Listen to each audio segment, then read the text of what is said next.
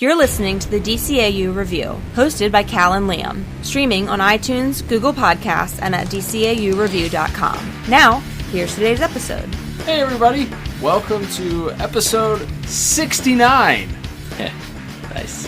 of the DCAU Review. I am your host, Cal, along with me, that's right, the co-host, my good brother and friend, that's right, Liam. Liam, episode 69. Nice. Of the DCAU Review, we are tackling our final episode of the month of Batman Beyond. We, of course, as we announced last week, we will continue the Batman Beyond theme for our 70th episode, as we will be doing Return of the Joker. But for this episode, we are tackling the Season 2 episode number 4, and that would be the episode entitled Lost Soul.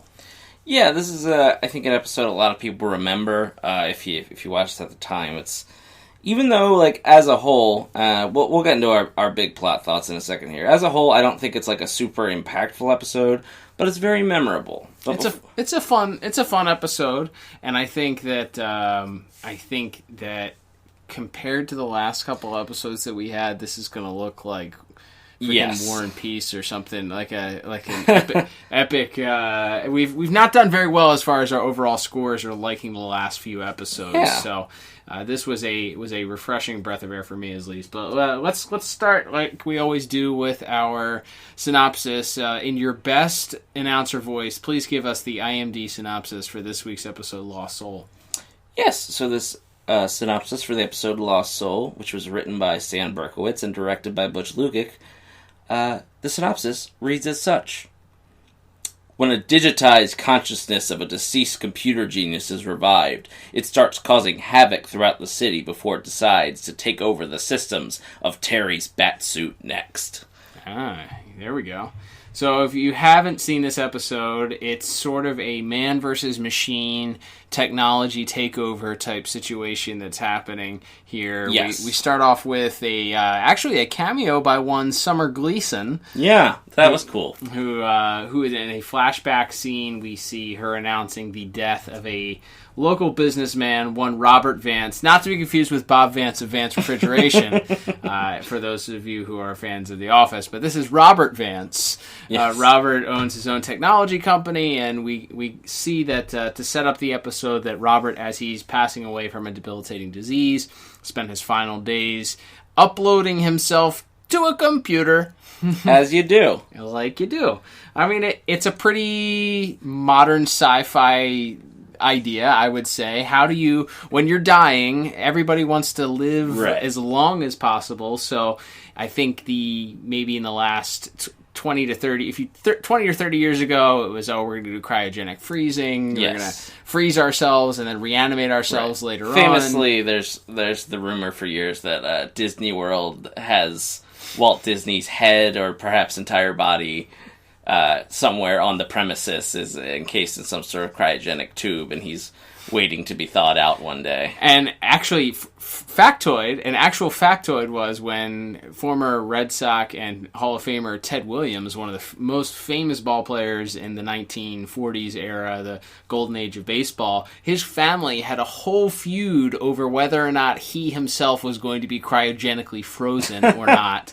It was in the news. Some of his kids wanted him frozen, some didn't. So, yes, this idea of wanting to live past the time that your organs and heart and brain maybe stop working in an effort to preserve your body in case there's some sort of technological advancement that allows you to live beyond your initial time here on Earth is it's based in reality. There's plenty of things and people that are constantly searching to do this. So with the futuristic tone that is Batman Beyond, we have our lead character here. Did he get? Oh yeah, Robert Vance. Robert Vance uploads himself to a computer, and then is later reanimated by his grandson, who I guess they don't really explain, but I guess he finds the file that was initially reactivates him. So the way they sort of portray it is that immediately after the man dies and they turn on this computer, they kind of turn it off right away because it doesn't really have any value to them. He's just spouting off nonsensical,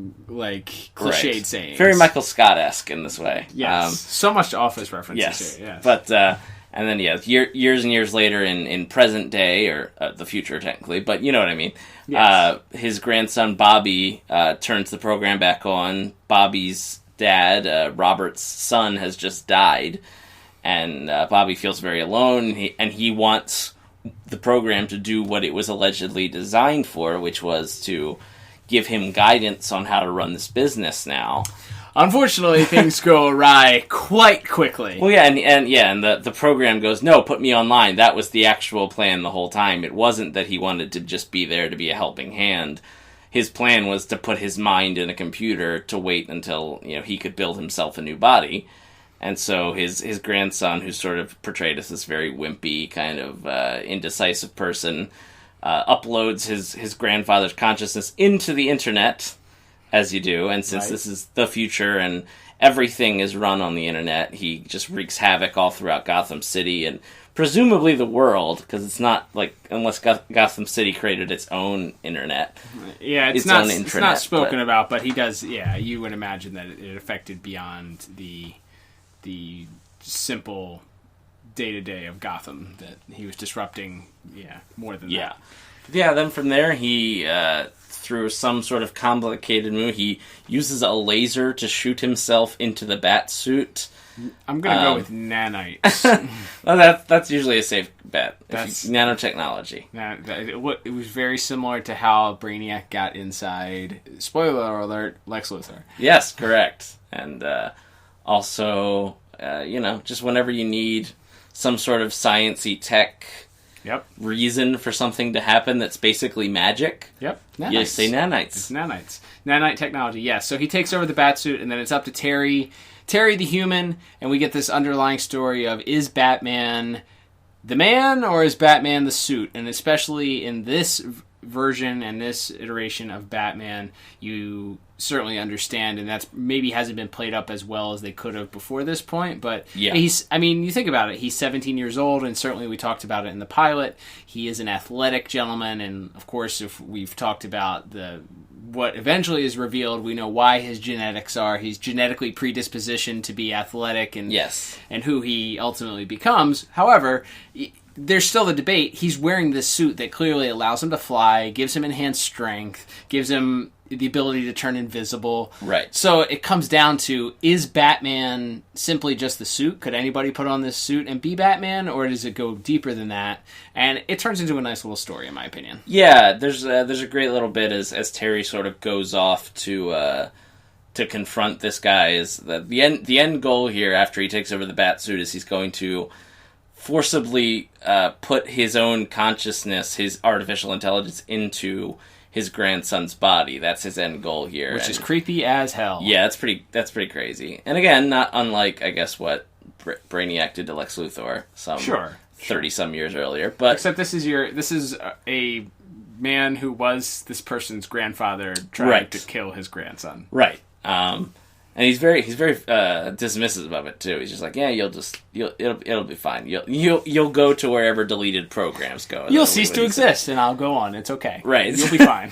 It's a very, very, very crazy thing here. But yeah, I really loved the scene, and we'll certainly get into that more in voice acting. But between Terry and Bruce, when Bruce is really trying to discourage him from going because he doesn't. I guess maybe even Bruce isn't quite sure. Well, Bruce, it's that subtle. It's that subtle doubt that Bruce has at that point. Some of it could be the protective father figure that Bruce is in this series, but some of it is also because he's like, Terry, listen, when I was Batman, he points out the bullet holes and the stab wounds, and this was a suit that was all destroyed, that didn't have the technological advances that the current Batsuit does. Right. Think of all the times Batman got his ass kicked when he even as capable and smart and tough as Bruce Wayne was in his prime. He still got his butt kicked quite a bit in the series, and all the adventures we saw and all the ones we didn't see. So the idea that he's going to allow this kid, who has mostly to this point in the series relied on the suit itself, to now go out and fight that suit that can punch holes through concrete and do all this crazy stuff, turn invisible and all this. He's worried, and he doesn't come out and say you can't do it, but that's sort of the implication. And Terry decides to go anyway. He takes the old New Batman Adventures utility belt and the Nightwing mask. Which was a cool... Yeah. I remember when we watched this episode originally, I was like, this is so cool. Yes, definitely. Like, back in the day, it was so cool. It's still so cool now. Absolutely. And from there, Terry ends up finding a way through, I guess, the magnet on the MRI machine or whatever that the guy's using to... seems to give power back to the regular suit, and so Terry eventually is able to... I think it must disrupt the technology in some way. It's hardwired in some way or another, so it disrupts the technology in some way. Yes, but so Terry ends up obviously triumphing, and man triumphs over machine, and it's a really nice little bit at the end too, as Bruce tells Terry, Terry talks about thinking it'll be nice to have a couple nights off now that Bruce has to repair the suit, and Bruce, now very confident, and Terry tells him, well, it's just the suit that's damaged, it's not Batman. So tremendous line. Yeah, it's great, and we'll get into more of this in visuals and voice acting certainly, but I really, really enjoyed this episode. I thought, obviously this month, which has not been a great month for us score-wise, one of the best ones we reviewed. I would put this against some of the better episodes from Season 1 as far as plot goes. I gave it an 8 out of 10. Haha. Yes. I agree with you so much that I gave it the exact same score. 8 out of 10. Nice. Yeah, it is a good episode. It's nice to have a breather and see a episode that is well-rounded. You have a great...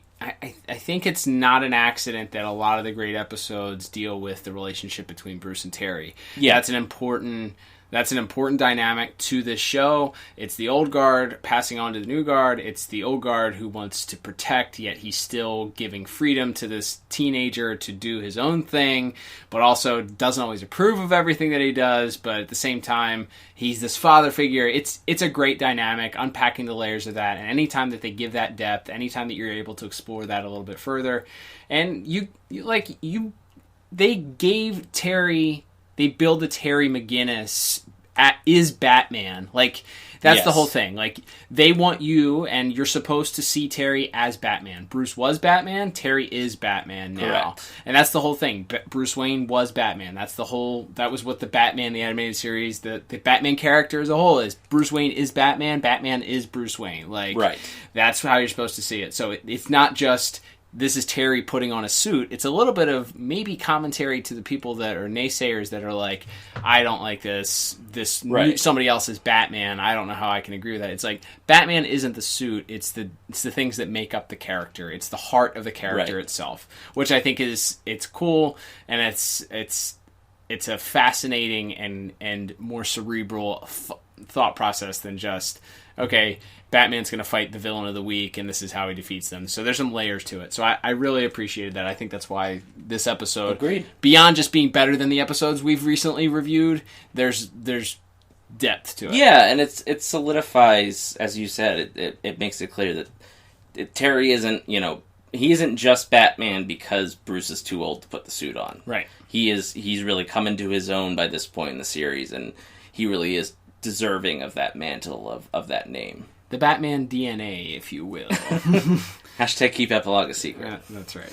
All right, Liam, let's move on to our second category of the day. We'll talk about visuals and animations. And there's some fun stuff that happens in this because we have a disembodied Batman suit walking around on its own, sometimes taking its mask off, which its head is just walking around. Sometimes the circuits don't have... I don't even know how to describe it. It's fun because they get to play outside the normal sandbox of... Yes. This is a computer program that's operating a suit, and they get to do a lot of fun things to help destroy that suit, some things that you wouldn't normally do, as far as impaling people. Right. It's kind of like when Brainiac would be in Superman, and his body would always get just ripped apart, and arms would get torn off, and...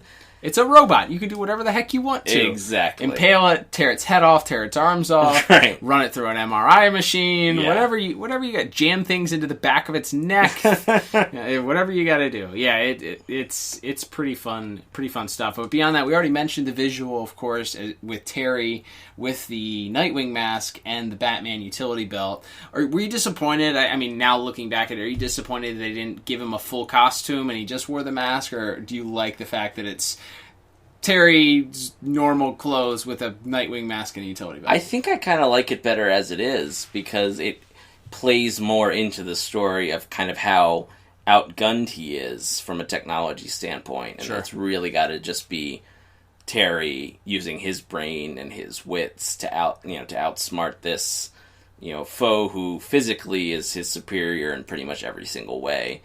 I really liked it. It's like a really bare bones look to it. What about you? Yeah, I would agree. I think for the purpose and the underlying tale that they're telling of Terry is Batman, the suit isn't Batman. Yeah, that makes a lot of sense. It's just him in a mask and a utility belt. It doesn't have anything to do with the suit itself. Terry could be Terry wearing whatever, and he's still Batman. Like that's I thought that plays out fine. I mean, part of me, of course, would love to have seen him wearing the old school Batman suit, sure, but for the purposes of what the story they were telling, I think it works really well. You have some additional visuals, of course, with the computer program. Vance's face gets a lot of face time. Yes. Like the computer program face gets some face time. No pun intended with the technology stuff here. Actually, pun very much intended. Absolutely. But yeah, his design is simple. It sort of looks like the Misfits logo, as I pointed out. But it's fine. I think for the purposes, giving it that soulless, and as we'll talk about, the performance that is given in the vocal performances, but pairing those things together, giving him that soulless computer-like, but yet still diabolical in a way, it works really well. What about you? Anything else visually stick out to you? Yeah, the only thing, and I think we mentioned this maybe back in like the Spellbinder episode, but it's always kind of cool to me when we talk about when the suit starts to get destroyed and we get to see the circuitry underneath of it. Just because it's such an interesting visual, because generally we see all the circuitry as red. Same thing like when he plugs into the Batmobile and you see the circuitry go up his arm, we know it's all black and red. So when Vance takes control, though, it turns all black and green, and that's sort of, the mask has been damaged, so you see, like, for basically the whole fight, you still see the white eyes, but then you see the green circuitry underneath. It's a really cool visual. Some of the things they did in that last fight, like, first Terry tries to kick the suit, and it kind of is hard as stone, and then later he tries to hit it with, like, a metal rod, and then it's kind of like a paper or something, or like fabric, I guess. Yeah. And it kind of shakes and bounds out like it has stretch powers or something. So yeah, that was cool. I thought they did some really, really creative stuff with that. And I really enjoyed a lot of the stuff. They did a couple shots that were like POV shots from in the suit. Yep. After the eyes are damaged, where he's like looking through like heat signature, infrared, ultraviolet, like these different things to try and find a video channel that's working. And as soon as he finds one, then Terry hits him in the face again. I thought they did some really creative stuff in that final fight as well. They even did that in the scene where Terry's suit is actually shot by the laser, where he breaks into the lab. Yeah. You see the heat signature that the cameras use in that. Yes. In that scene also, I thought was neat, because it's heat signature animation, which is already sort of hard to animate because there's so many multiple colors. Yeah, I thought they did a cool job with doing that as well. Yeah, I think that visually that they they had a lot of fun with this, as we talked about, and the green of, like, this is Matrix era of computer stuff, so the very possible nod to the Matrix there, with the green coloration taking over the costume. Yeah, I agree. They did fun. That's why they did fine with this episode. I think it was good visually. I gave it a very strong 8 out of 10. You? Yeah, I went a little bit stronger. Went 9 out of 10. Nice. I think it's a really, really good episode for all the reasons we've mentioned. I really like the Vance disembodied face. It just really gets over the idea of this detached computer program whose just sole goal is to make himself a new body. I think it works really well for what they were going for. So, yeah, really, really impressive job by everybody involved. I would agree completely. All right, Liam, let's move on to music. Music in this episode, there were some low light, or some areas I would say where I was like, I'm not so sure about this. I heard a little acoustic guitar, which apparently is when there's in that opening scene with Terry and Dana where we mentioned this. Even when Terry's trying to be a good boyfriend, the dude just can't get out of his own way, man. Yeah. Well, my favorite part is it's like this sweet little moment where they're finishing up a date, they're taking an elevator, and that's when Vance first attacks, and everything goes haywire. So Terry stops the elevator from free falling, and then he's like, I gotta go get to Mr. Wayne. It's like, your girlfriend just almost died, and your first instinct is to tell her, I gotta go. Not even like, I gotta go check on my mom or something like that. Would have been a much better excuse. Yeah. Like my mom and my little brother who, might be in trouble or something, but it's like, no, I have to go get to Mr. Wayne. It's like, your girlfriend almost just died, dude. And she's like, I'm going to take the stairs. And he's like, all right, have fun walking through the city that I just mentioned looked pretty, but was filled with psychopaths. Enjoy your walk home. Lights are out, and as we see later, there's looting going on. Yeah, enjoy your walk home. Bye. Got to go to Mr. Wayne. Hashtag Dana deserves better. Yeah, absolutely. We've said repeatedly on this With show. that said, that scene is punctuated by some music that wasn't as bad as the normal acoustic guitar music that they use. I think there's some great guitar notes later on, though. The scene, Terry versus the suit, is great. The scene where Terry has to walk out into the water, or the suit is walking... Vance is walking the suit out into the water to kill Terry so that he can then take over the suit without any sort of resistance. Bruce has to shut down the suit, and there's this back and forth, or what is he going to do? And then there's this sort of tease that he may put on maybe the mech suit again, or you're not sure what he's going to do. He just gets in the Batmobile and ends up going to pick Terry up. But there's some good musical notes in there. I thought music was really strong in this episode, especially compared to the last couple episodes that we've been in. I gave music 8 out of 10. Yeah, I'm right in that same ballpark. I gave it 7 out of 10. I think it's really good for most of the reasons you mentioned. I really also liked the music in the scene with Terry and Bruce that we're talking about, where Bruce is kind of trying to talk him out of going to confront Vance. It's again very understated and soft, and but it really adds to that atmosphere of Bruce, who is probably, he can't just say, I don't want you to go because I'm scared you won't come back, because he's Bruce Wayne and he's emotionally broken. Right. But he's so trying to get that through, and we'll get to that in voice acting in a second here. But I thought the music did an excellent job of really setting the mood for that, and for all the other reasons you mentioned. Yeah, it was really, really well done. Yeah.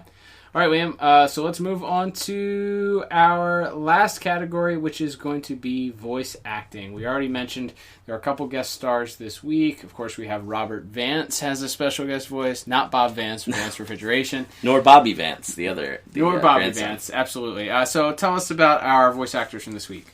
Yeah, we have Stacy Keach as Robert Vance, who. You would know him if you've seen him. I believe he's come up one other time in one of our other reviews over the last 68 episode.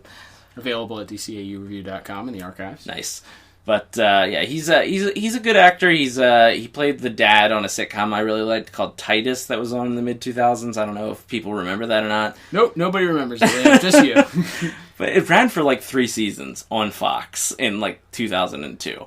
So only you remember it. I'm just saying it. Anyway, and I'm just saying you're the only person on Earth who remembers it. I don't. Starring Christopher Titus, yes, the comedian. I'm sure. Correct. Okay, just making sure. I do remember it too. Yes, but it's better. If it's a pretty deep cut. I'm not. I would just like to convince you that you're the only person that remembers it. It might not be real. Right, I may have just imagined the whole thing. Exactly. The Mandela effect happened, but Correct. only you were affected.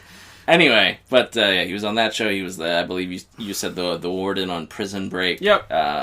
And tons of other acting and voice acting gigs over there. Oh, he was the voice of the Phantasm / yes, Carl Beaumont. There you go. Man, that just came to me. But yeah, that's call. Yeah, he was great there. So, and I think he's good here in what they ask of him, and they put some sort of effect on his voice as well, whereas. To make it sound, it's like everything he says is very echoey and very solemn and as somber. if he was coming from the depths of a computer. Yes, coming back to life after being turned off for so many years. But yeah, I think he does a solid job there as Robert Vance. Yes. We have Ryder Strong, what a name, as Bobby, who is only really worth noting because he, in addition to the main star of this whole series, Will Friedle, was also on Boy Meets World for I think its entire run. So okay. So a Boy Meets World reunion in this random episode of Batman Beyond. Yeah, he probably called him up and was like, "Hey, I'm looking for some work. You do anything? got anything for me, Will?" He's like, "Well, I'm on the show Batman Beyond." Yeah, very well could be. He has a real calm, raspy voice, and which some might say is his signature. And rounding out the order, yes, and rounding out, of course, we have Lauren Thomas Dana, as we mentioned. We got a little CB here, only doing one voice in this episode, I think, which is Corey like Burton. Heresy. Yes, little CB, Corey Burton. Also, Townsend Coleman does some. He plays one of the looters as well as one of the cops, one of the modern version of the dumb SWAT team from the old Batman animated series. But played by Townsend Coleman, who of course voiced the Tick in the Tick animated series on Fox Kids in the 90s. Had to throw that out there, but I think it's a pretty solid voice. The strongest performances, I think, are clearly Kevin Conroy and Will Friedle. You mentioned it in plot, how it seems like a lot of the best episodes are when those two are at the forefront. I'm sure that's not an accident, because they're the two main stars of the cast, and they're doing a lot of the heavy lifting here, though, and I thought they were both great in this episode. Yeah, I concur. I think that they are the noteworthy.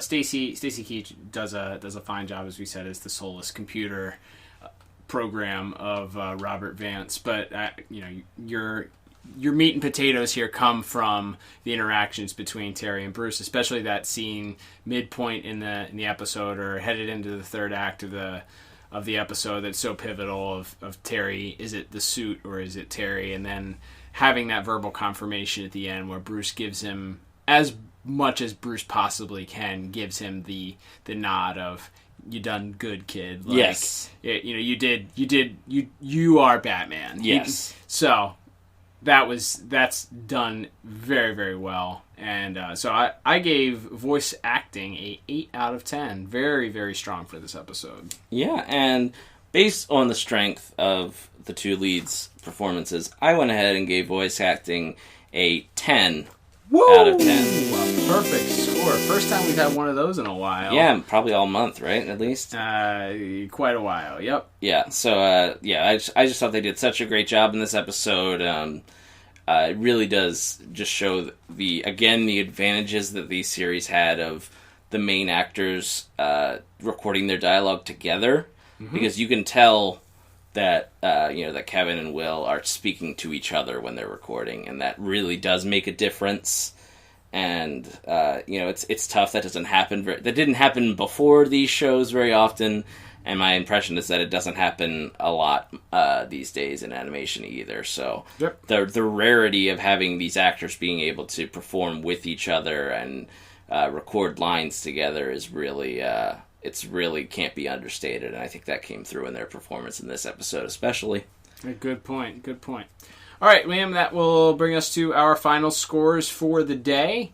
Totaling everything up, I have a final total score of 32 out of 40. Very strong. Yeah, and I'm even a little bit stronger than that at 34 out of 40. So, yeah, as far as rewatchability goes, definitely. Yeah, definitely. Watch this episode.